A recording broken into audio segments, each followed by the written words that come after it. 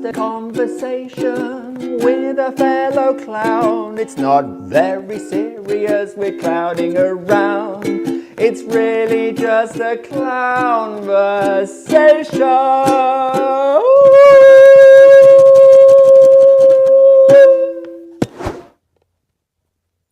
Hey, hello everybody.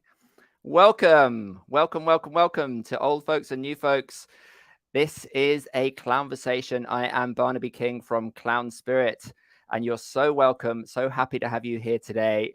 I'm going to be speaking in just a moment with the amazing Stephen Nachmanovitch, and it is a dream come true to talk to him because he's a wonderful, inspiring individual in my life and many of your lives, I know. Before I bring Stephen on, however, I just want to make a couple of quick announcements. First of all, if you're enjoying these Clown-versations and other materials that I'm putting up for free, there are some ways that you can support what I'm doing. And, you know, this includes the YouTube channel that I have, the blog, the Facebook group. There's all kinds of stuff that I'm providing for people who are kind of interested in clowning and this whole magical, wonderful world of clown. And it's all free. And if you're enjoying that and appreciating it, then there are ways you can support that and hopefully keep it free.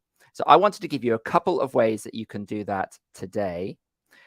The first is very recently I've launched my Clown Spirit shop, and I have products that you can buy. These are basically amazing t-shirts and mugs and bags, and you can see some of them here. So there's this t-shirt. In fact, there's the one that I'm wearing here, the original Clown Spirit t-shirt. This is my logo. I also have this design that you can see. I like to be contrary in all these different colors. There's the Clown Spirit one, Clownfluencer, connection plus play equals clown, and then the Clown Spirit mug and bag. And now all these things you can find at the Clown Spirit shop, which is at this website, www.clown-spirit.com/shop. And they're pretty reasonably priced. At the moment, they're only available in the US and in Europe, but I'm hoping to have other places available for shipping soon. So if you like the look of any of that stuff, that is a great way to get a cool piece of kit and also support what I'm doing. The other thing, if you don't want a t-shirt or a bag or a mug and you just want to support, there's this cool thing that I'm doing called Buy Me a Coffee. So literally, you can go to this website and you can buy me a coffee, and it costs $5, which I know is kind of cheap for coffee these days. And I don't promise to spend it on actually a coffee, but that's kind of not the point. It's just about supporting Clown Spirit and what we do here. You can buy 1, 2, 3, however many you want. So there are a couple of ways, and I would so appreciate it if even during this Clown-versation with Stephen Nachmanovitch, you could just pop onto one of those websites and buy a t-shirt or buy me a coffee and let us, support us in keeping this material free. So that's that. And now I'm very proud to present my guest this week, who is a very, very influential and inspirational person for many clowns and many creative people in general. Stephen Nachmanovitch performs and teaches internationally as an improvisational violinist and really works at that intersection of music, dance, theater, multimedia arts. He's the author of 2 really important books, Free Play, which was published in 1990, 32 years ago, and The Art of Is, which was published more recently in 2019. He graduated from Harvard in 1971, from the University of California in 1975, where he studied the history of consciousness and did a Ph.D. in that. He was also the student and mentee of the wonderful anthropologist Gregory Bateson. He's taught and lectured widely across the United States and abroad on creativity and the spiritual underpinnings of art. There's so much more I could say about Stephen, and we'll get to a lot of the things that he's accomplished and done in our conversation. But I don't want to take up any more time because I want to have as much of this hour as possible to actually talk with Stephen. So I'm very, very excited to introduce and welcome Stephen Nachmanovitch to this virtual stage. Hello, Stephen. Well, hello. It's great to be with you. And you too. Thank you so much for agreeing to be part of this Clown-versation today. Really, really appreciate it. Thank you. So, there are going to be some people on this, listening to this, who are very familiar with you, with your work, and maybe some people who are more new to it. So I thought maybe we could start by really getting to the heart of what your work is about.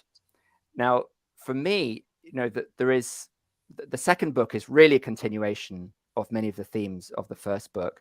And if I had to characterize it, that theme would be that ultimately kind of profound connection between art and life. Those streams of connection between those two things through this lens of improvisation.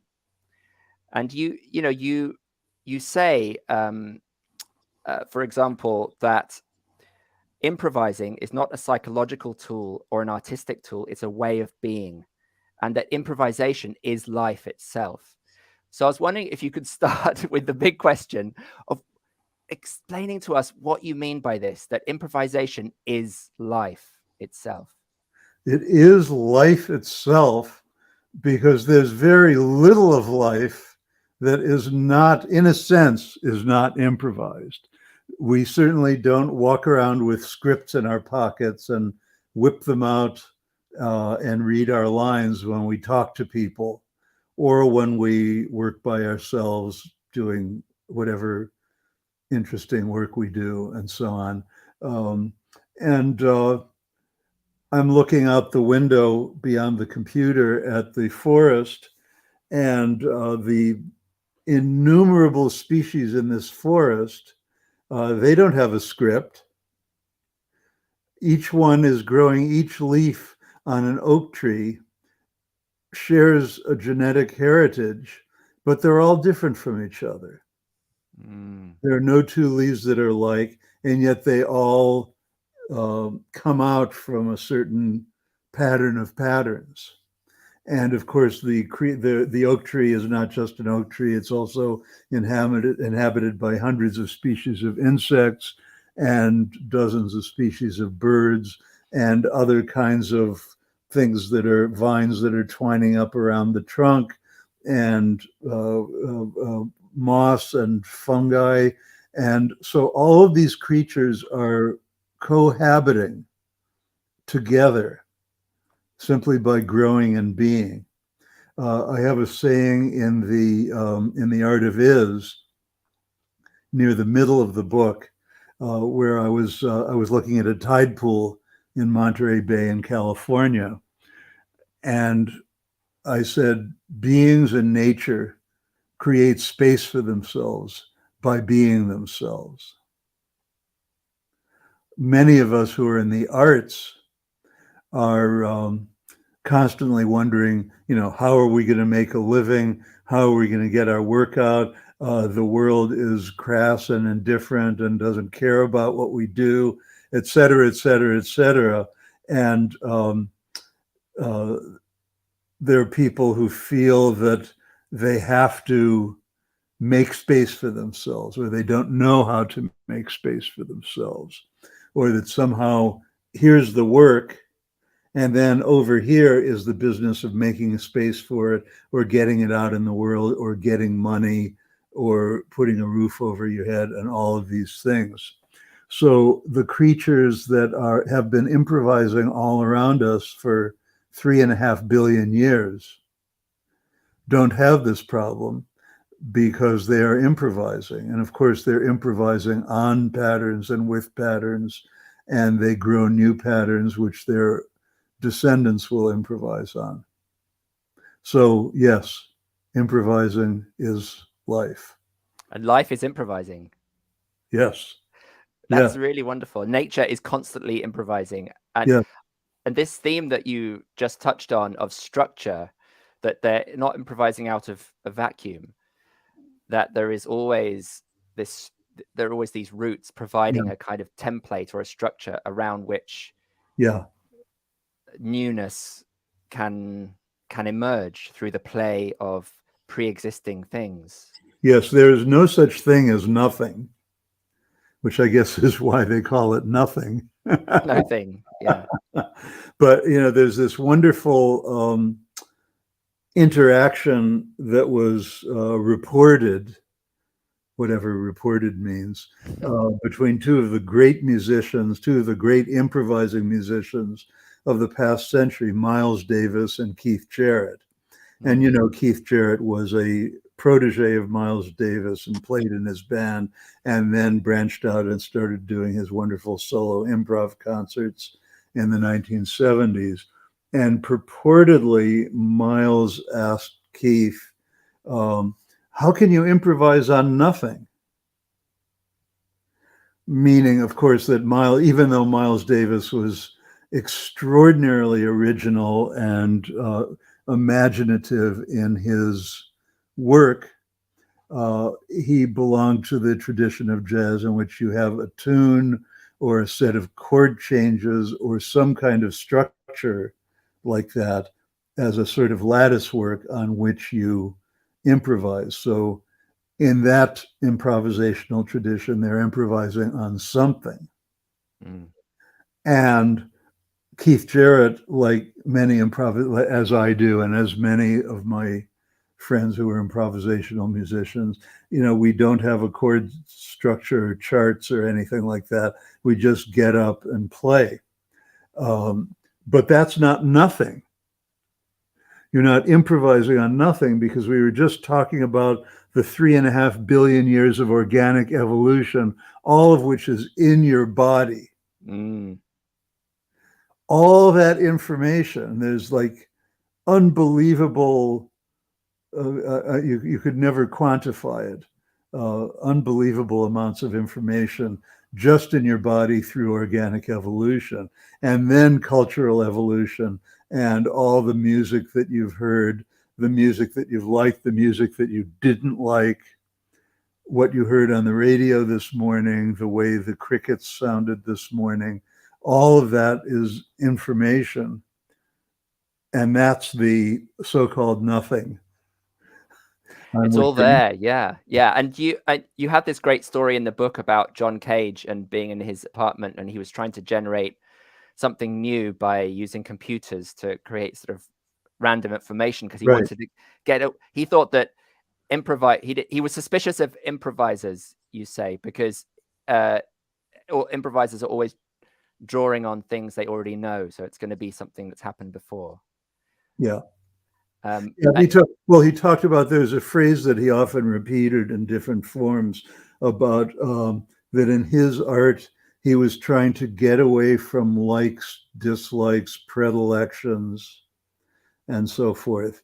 And that's why he felt that if you're improvising music or theater or dance or clowning or literature or painting or computer code or whatever you may do in life, that you are you're doing something that you like. You work with your likes and your dislikes and your predilections, and he felt bound by those, and he wanted to be unbounded by those, and therefore he was very much into tossing coins and throwing the I Ching and selecting notes and durations that way.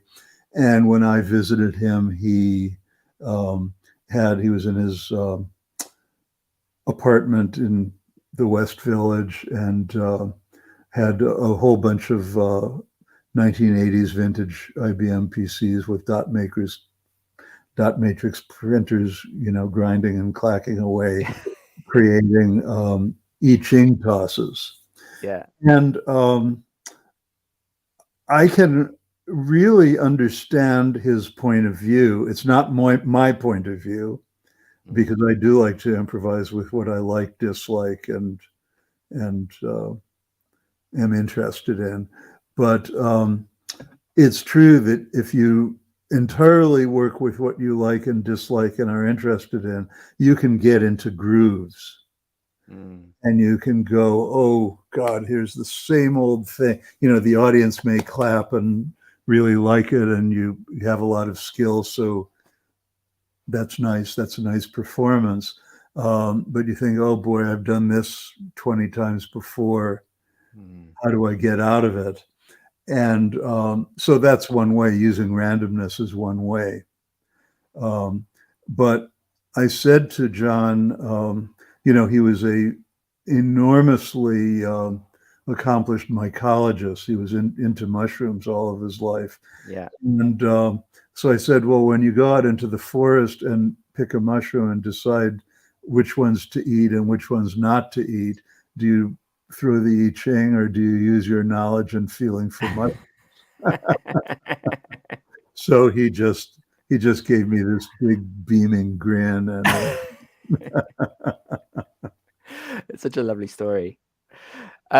Now, because I was so eager to start talking to you, I forgot to mention to folks listening that we'd love to hear from you. And yeah, so please do type into the comments, everybody at home, and even just let us know that you're there. Where are you listening in from today? How do you know Stephen? What's your kind of context for coming across his book? And are you in clowning? Are you whatever your background? It would be great to hear a little bit. And if you have questions for Stephen, then pop them into the comments and we'll deal with them. We'll insert them into the conversation.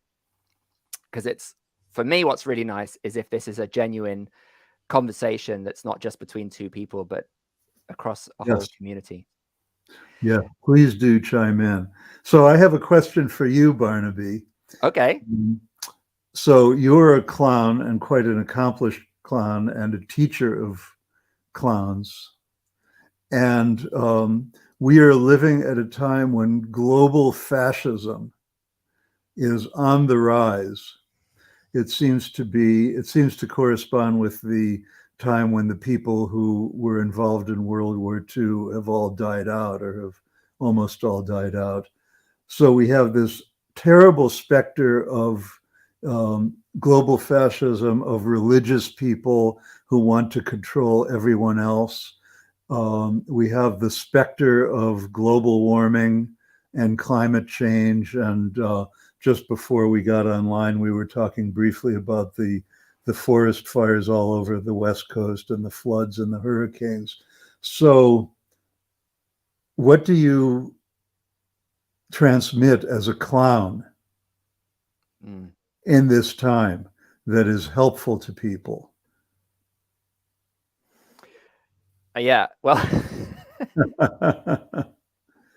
the big one, the big question. Yeah. Yeah, I mean, I'd love to speak a little to that and then hear what you have to say as well. Sure.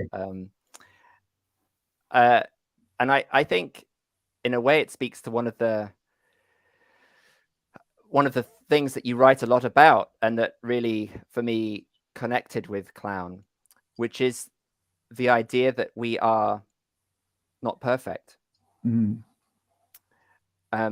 And it's my clown teacher, Sue Morrison, my original clown teacher, always led with this idea, we are flawed. Human beings are fundamentally flawed. And it's the flaws, it's the imperfections that actually make us more interesting.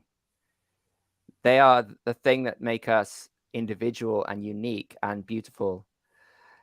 And it's, in a way, it's our unwillingness to confront or accept our flaws and imperfections that gets us into trouble in the first place.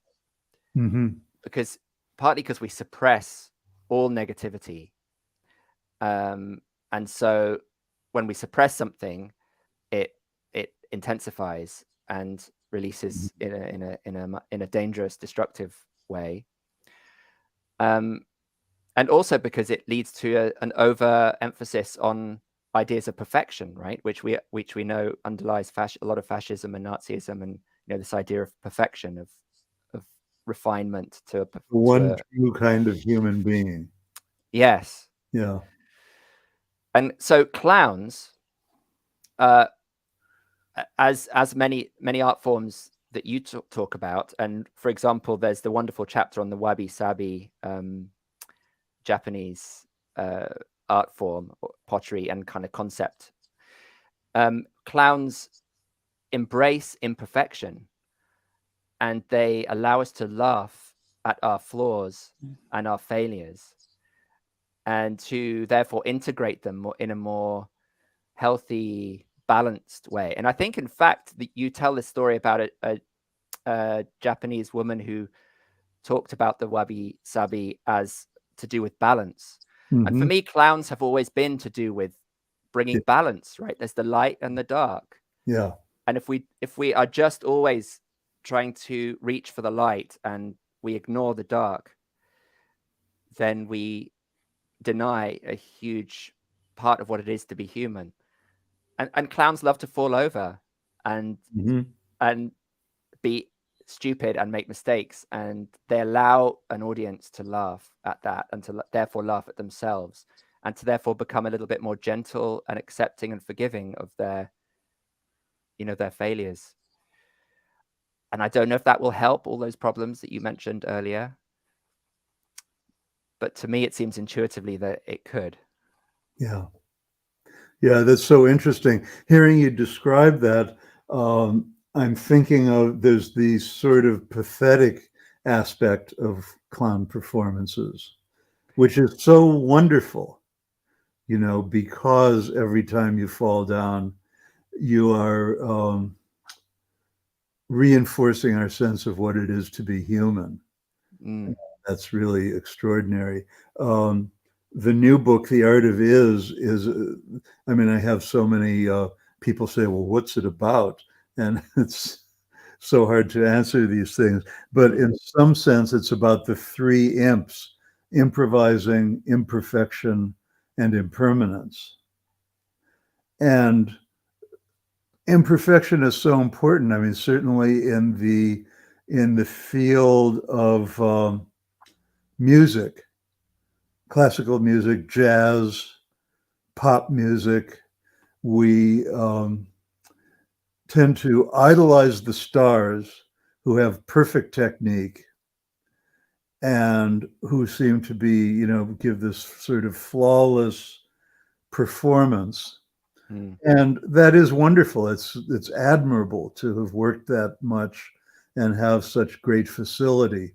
But it also builds a barrier because, of course, what's interesting, even the most thoroughly composed classical music score where every note is down on paper, we value a performance because of the way the performer diverges from the score and brings herself into the performance and gives it its one-of-a-kind, unique flavor that's never going to happen again. So even in those highly scripted, and the same with acting, of course, even in those highly scripted performances, there's an element of improvising, which is vital, and it has to do with diverging from everybody's sort of Platonic. In that chapter on wabi-sabi, I talk about the practice of using photoshopping the pimples off of supermodels. This idea that, okay, how dare you be even a tiny bit imperfect? And I was thinking, since you were talking about that, I'm just going to go over here and bring out, there's a photograph of this pot in the book. Yeah. This is what they call a shigaraki. That's a style and location in Japan of Japanese pottery, and it's very irregular. It's not a Platonic circle. And I had a friend who I said the word wabi-sabi to her, and she had no idea what I was talking about. So I said, well, look at this. And she said, here, let's get some bumps up close to the camera here. She said, when I look at these bumps, I become more satisfied with my bumps. I love it. That's great.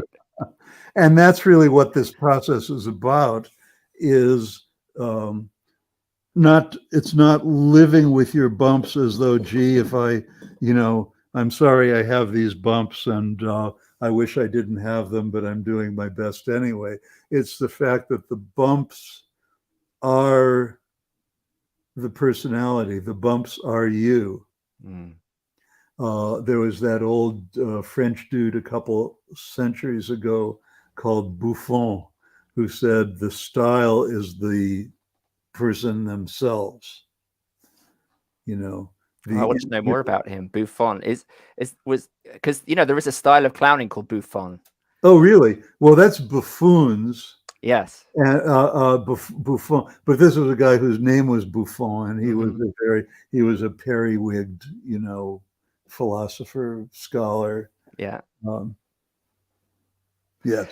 We're getting some comments. So Lord, hi Lord from Los Gatos, California. Mm. Mary Rose from Portland, who's was introduced to free play in college, and it was a game changer. Currently teaching physical theater improvisation. Carla, who's listening from Lancaster, Texas. Free play not only gave me permission to accept my work, but lifted improvisation to a spiritual realm. Thank you for putting those words on paper. And I love the way she put the word work in quotation marks. Because the work we do, if you're an artist of any sort, and there's so many kinds of art, we often utter the word work with a certain spiritual intensity, and this is what we have to contribute to the world and to posterity. But also, if it's not also play, and if it's not also part of the moment to moment nonstop flow of your life, then you're living in this state of separation, which we strive to transcend. Yes, separation. Yes, exactly. I wanted to add a couple more imps Yes. to your. I thought impertinence was maybe impertinence. A good one. Excellent. Great. What's the other one? Impishness. Impishness. Well, of course, the imps, that was implied in the imp. Yeah, true. Because imps, the playfulness and mischievousness. Yes. Yes. And I think for me, clowning and impertinence, that we're sort of putting two fingers up to convention. Mm-hmm. We're saying it's okay to be irreverent. Mm-hmm. And sacrilegious, even. Yes, there's this whole side of civilization, of many different civilizations, where there is an important place for the imp, for impertinence, for sacrilegious behavior. Of course, it's often brutally punished in some societies, but many traditional societies have also made a place for it as a kind of sacred imposter, somebody says. Yeah, that's a good one. Yes. You can make a list. That great film, The Imposters, with Stanley Tucci and Oliver Platt, and where they say the stowaway is an imposter. It's a great word, imposter. Yes. I love it. Yes. I know. I mean, I feel for myself, especially when I hear real musicians play. I realize that the thing that separates me from people who have imposter syndrome is that I am really an imposter. And you embrace it.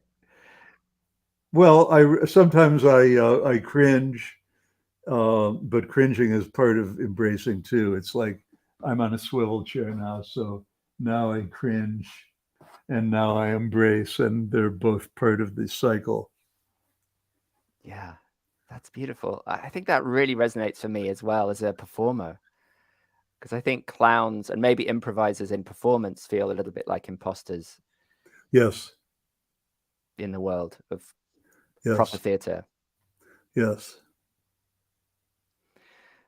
So, yeah, I think, Stephen, there was also, well, first of all, let me ask you, when you asked me that question about how clowning can help with these proper global crises we face. It also reminded me of a line or a section in your first book, in Free Play, where you speak about, I thought it was the most interesting moment for me, or like the moment that I always remember, when you speak about how we're facing this moment. This was in 1990, right?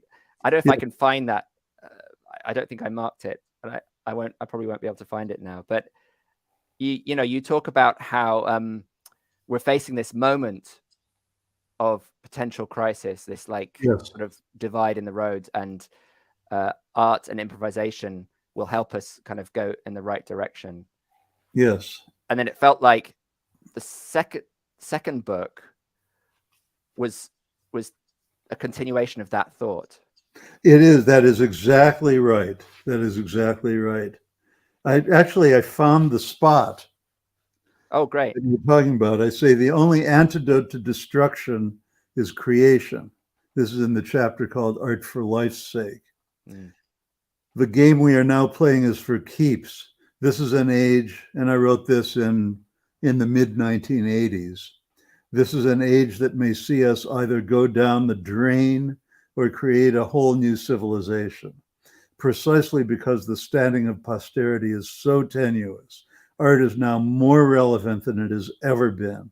And again, I mean not just art, but artfulness, playfulness, seriousness, connectedness, structure, wholeness, and heart. So the issues raised in this book also point towards some activity beyond individual creativity, beyond art. Let's call it the imaginary liberation front. Not art for art's sake, but art for life's sake. And you're right that the second book, Art and Power, the Art and Power section especially of the second book is very much like taking that paragraph and adding water and expanding it and bringing it into the world in a way that feels needed now. And one of the seminal experiences that I encountered after Free Play was written, and while I was first beginning what became The Art of Is, which was a 25-year process, by the way, I was still living in Los Angeles then, and I was introduced by a dear friend to Herbert Zipper, who lived very close to me. He was in his 90s then. He was a conductor and composer from Vienna, Beethoven and Schubert and so on. And he was perhaps on track to become one of the big Central European conductors. But he was Jewish, and the Anschluss came, and the Nazis marched into Vienna, and they threw him into Dachau. And he created a clandestine orchestra in Dachau. First, in the first few days he was there of slave labor, he recited some Goethe while they were chopping stones and carting them down the road and whatever they were doing. And he just noticed that these other men who were, not particularly literate or artistic or educated stood up straighter and felt a little bit better because he was reciting poetry. And so he found some musicians who were prisoners and created a clandestine orchestra, and they played behind the latrines, and he volunteered for latrine duty so that he could scribble notation on scrap paper. And whenever the SS, and he got a little solitude that way, and whenever the SS guards came by, he would take a big bucket of shit water and splash it onto the floor and start mopping it up so that they would, go blech and go away. And he had a lot more adventures. He got bribed out. It was just before the war started, and was offered he escaped to London, and there he was offered a job as conductor of the Manila Philharmonic. And he figured, oh, good, the Philippines, as far away from Nazi Germany as I can get. So he went there and conducted the Manila Philharmonic. And of course, that was just in time for the Japanese to invade. Oh. And so he ended up in the same sort of story there. And, this sense of art being it's not an escape from life. It doesn't cure anything. It doesn't fix anything. It didn't win the war faster. It didn't save the lives of people who were condemned in the death camps. And yet, those who survived stood up a little bit straighter and felt more human and remembered in the midst of their ordeal what it was like to feel human. And that was so important. When I knew Herbert, it was in the early 1990s, and he had been now, at the age of 89 or something, he was conducting youth orchestras in China and was staying in a hotel in Tiananmen Square the day that the powers that be came down and quashed the protesters. And all the foreigners fled immediately, and he stuck around because he wanted to see what happens, even as a frail man of 89. Wow, he just managed to be in these extraordinary places at time and places. Yes. So it felt to me like if you wanted to contrast my two books, it feels like Free Play is about the creative process from the inside out as a spiritual movement, yes, very much, into the world. And The Art of is the creative process from the outside in. And it relates to the social dimensions and the interactive dimensions, and how, when I spoke earlier about the 3.5 billion years of organic evolution. Well, and speaking of the social angle, I think Mary Rose's comment here is interesting. I think art may have saved lives during the pandemic lockdown, the way it gave people ways to connect, reasons to go on. Yes. And I suppose you may be speaking literally of the way that our immune systems are benefited by certain kinds of artistic creative activity. And there's been some research into hospital clowning, for example, that's shown that laughter does have this actual practical impact on. Have you run across Patch Adams? Yeah. I'm trying to get him on a conversation. Actually. Oh, good. Yeah, so, he's really great. So I'm interested in what your experience was during the lockdowns. During the lockdown? Yeah. Well, on the one hand, I'm very fortunate because I live in a nice place in the country and there's lots of space here. I have a home, which lots of people don't. I have, all of this, I could be on Zoom with people like you. I have internet access, which lots of people don't. So I realize how exceptionally fortunate I am. But I was also, it was like 3 years of isolation because prior to the pandemic, The Art of Is had just come out. Yeah. And a friend of mine was going to host a book party in New York. And so it was all set up. And then, like, less than a week before the book party, I landed in the hospital being told that I needed open heart surgery. Wow. So everybody had to be uninvited. And sometime later, I found myself, opened up like a baked potato. And it was a very intense experience. And fortunately, it turned out great. I'm completely fine. But I wanted to give myself several months recovery time to just get my energy back before I would start traveling and doing gigs again. Yeah. And so my target date to start traveling again was March of 2020. Perfect. Good timing. So when the pandemic started, I already had plenty of practice, Yeah, right. and so I was fortunate enough to, as I say, I'm fortunate enough to live in the country. And one thing that I was able to do every day was be out on the trails through the forest here, Mm. and discovered the birds. And of course, I was always aware of birds and very connected to biology and to our fellow organisms. But I developed an intense connection with the birds that I hadn't had before. And I started recording enormous amounts of bird sound and bringing it back into the studio. And, over there in the computer, you can drop it 3 octaves and stretch it out. And it's amazing how similar a thrush warble is to whale song when you drop the pitch and stretch it out. And so I was having fun with that, and then started recording music with it.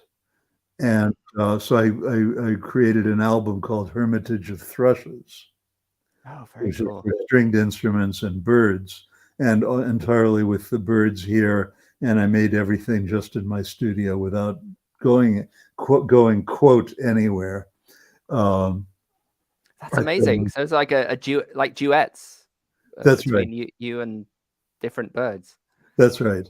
And then I hooked up with a dear friend, David Rothenberg, who's a real expert at playing with birds and whales and other organisms.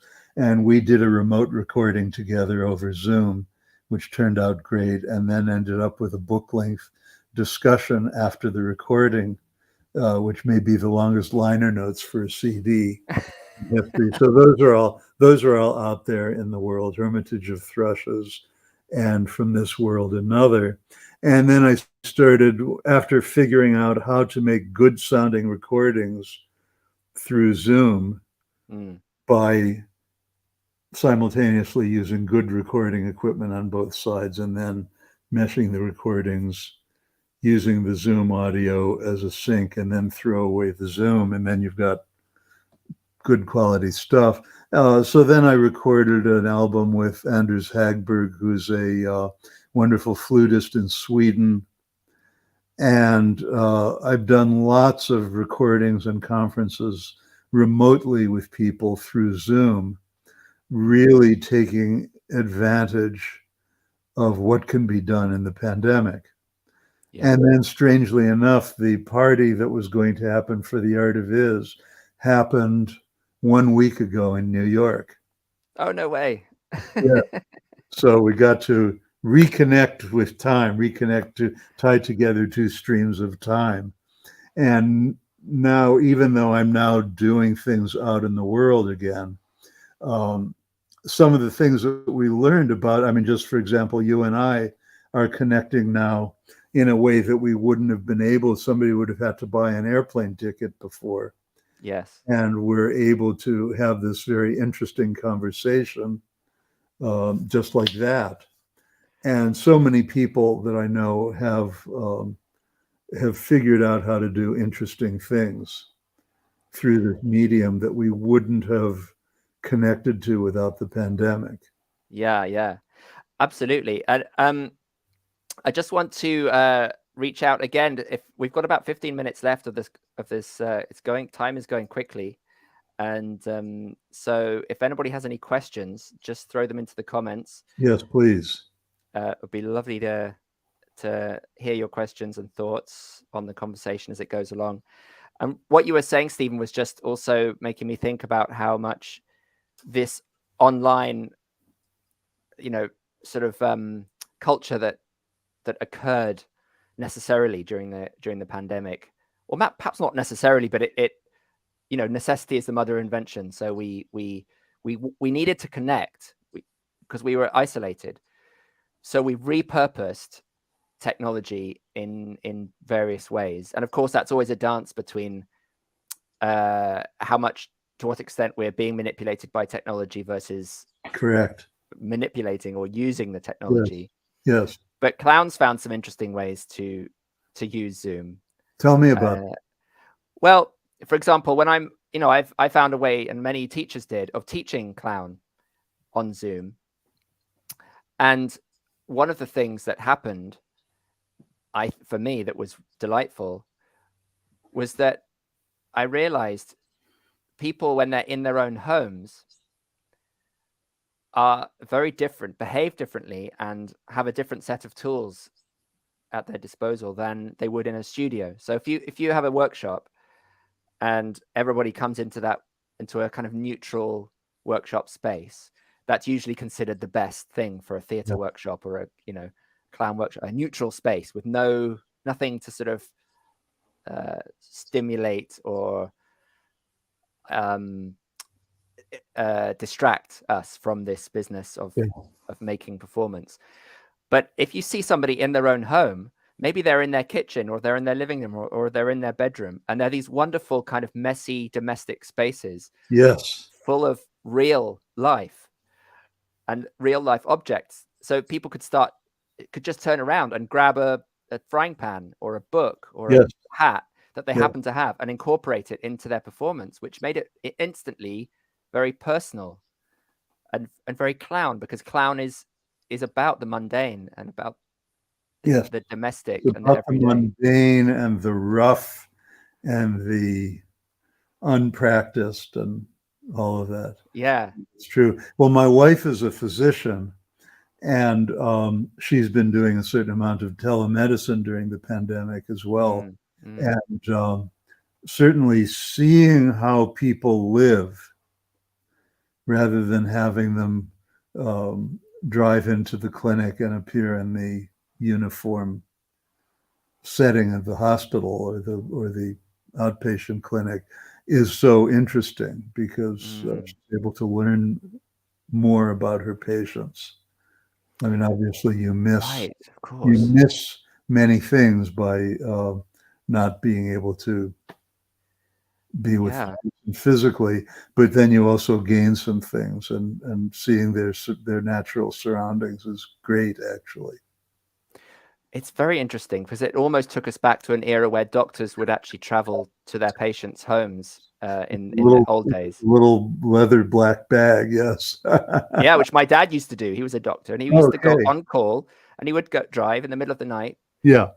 To see somebody, and of course, privatization of healthcare and institutionalization and efficiency and all that has led us to not do that really anymore. But this possibility of telemedicine, as you say, has kind of reintroduced an element of that. It's not the same as, but it's an element of it, yes. And as you say, you always have to guard against the exploitation by the large organizations, So efficiency is always the enemy of creative expression. Oh, what do you mean by that? I want you to tell me more. There'll be, for example, we were talking about, you mentioned, well, there's the technology, computer technology is a two-edged sword, and on the one hand, it enables us to do these very interesting things, and on the other hand, it enables these large companies and organizations to demand more of us and be and exploit more and squeeze us into tinier and tinier little boxes, which means that you always have to stay a step ahead of the technology and find ways to use it, or to use something, or to create new technology once the existing technology has become completely rotten. Yes.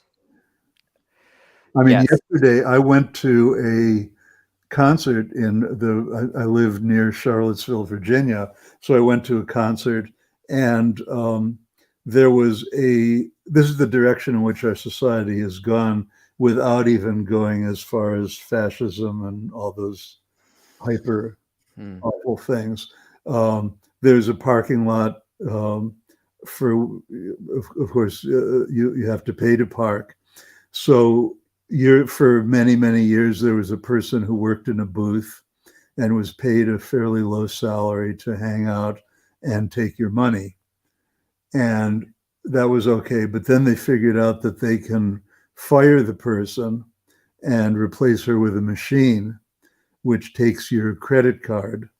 And then you march over to your car and stick the receipt in your panel in front of the car. So they've now saved that salary. So now I was in this parking lot for the first time since the pandemic. And so now there's no more machine. There's just a sign saying you scan this QR code. The assumption, of course, is that 100% of people have so-called smartphones. So you scan a QR code and then you enter all your information, and it's about 5 minutes of clerical work that you have to do. So it's not, I mean, it's okay to say, okay, you pay for the parking space, that's fine. But in addition to paying for the parking space, you have to put in a lot of clerical work so that they don't have to pay salaries. And they don't even have to pay to maintain a machine. Yeah. So it's simpler and it's more and more and more efficient for them, and less and less efficient for you as the individual human being. So that's efficiency. But then if we want to go back 52 years ago, I published an article about play in this academic journal called American Anthropologist. And it was called Ends, Means, and Galumphing, some leitmotifs of play. Yes. And actually in Free Play, I talked about it, but I pretended that somebody else wrote it, but it was actually me. But galumphing, of course, I stole the word from Lewis Carroll's Jabberwocky. But I was really interested before I became an improvisational musician or performer or whatever it is that I am. I was in psychology and anthropology, and I was studying play. And I was looking at baby baboons playing and other creatures and humans. And one of the things that we all recognize in dogs and children, everything, is this kind of galumphing quality to movement, where it's not like the streamlined, perfect, goal-directed movement. I'm here and I got to get there fast. It's taking your time and using extra muscles and using extra sensory abilities that you usually don't think about. So galumphing is the opposite of, and of course you can galumph in very refined and skilled ways when you're an actor or a musician or whatever, but you're still, you're not operating with this sense of efficiency and goal-directed. One of the most awful words is purpose. This sense of, there was that preacher who wrote The Purpose-Driven Life and made a lot of money, but the whole idea of being purpose and purpose-driven, that my job is to go there to my goal because I know what my goal is. And everything, the whole rest of the beautiful world and the beautiful people around us, that doesn't count because I'm going there. So galumphing is the opposite of that. Yes. Play is the opposite of that. And when I began to play with musical instruments rather than, and use them as a toy, rather than try to become better, that was the big life change for me as I jumped into improvising. I love that. And, with just a few minutes left, Stephen, there was this whole theme within your books that I really, really wanted to touch on. And it connects to what you've just been saying. And it has to do with pedagogy, really, and teaching. Yeah. And I know there'll be many teachers listening because a lot of artists are, right? We spend a lot of our time teaching, and I think you have some extremely wise and helpful things to say about the art of teaching, and in fact maybe that should be your next book or something. But and it had to do in particular for me with the idea of silence and of creating space. And you even told a story about one time where you just, I think you asked a question, or it was the end of a workshop or something, and you just allowed there to be complete silence, and there was this awkwardness. Oh, and I think I'm mixing it with another story with Gregory Bateson, No, where he told you off for well, he told interrupting me off for not being silent. Yeah. And that then the flip side of that is many, many, many years later, when we finished a day-long workshop and performance, and it supposedly was my job to step into the center of the circle and thank everybody and give a little speech and say goodbye. And instead, I just kept my mouth shut. And I didn't know what I was waiting for. But then this professor in this university started tapping his foot. And then somebody else started tapping her foot. And then somebody started playing her cello. And then somebody started wiggling around. And then the dance started. And suddenly it was this incredible group improv of about 80 or 100 people going nuts, inspired by each other.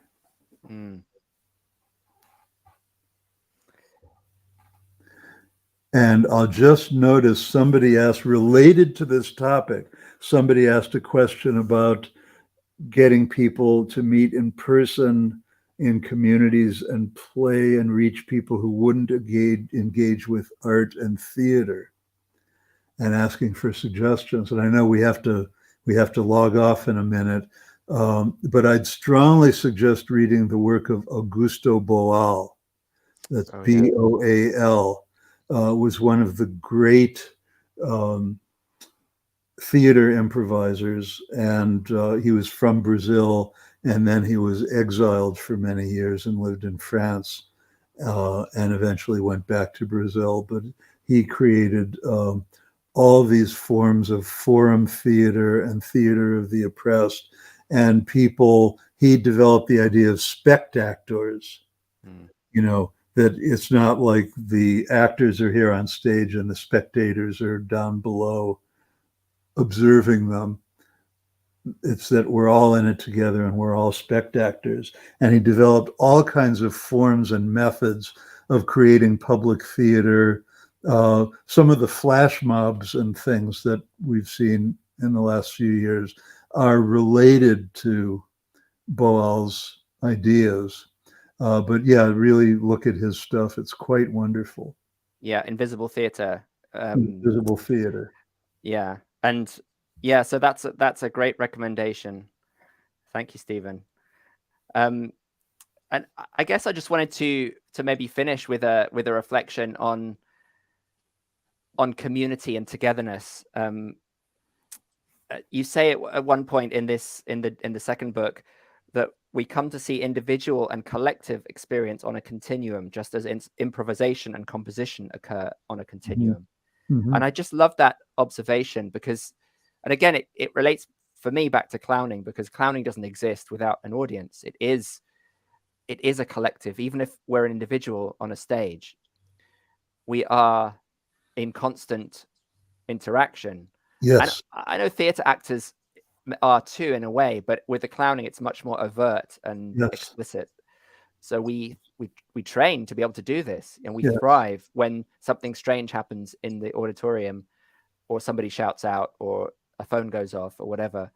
We are. You referred to John Cage earlier, and of course, those moments when the phone goes off or whatever, and you incorporate it into the piece, that's Cage stuff. Yeah. Yeah.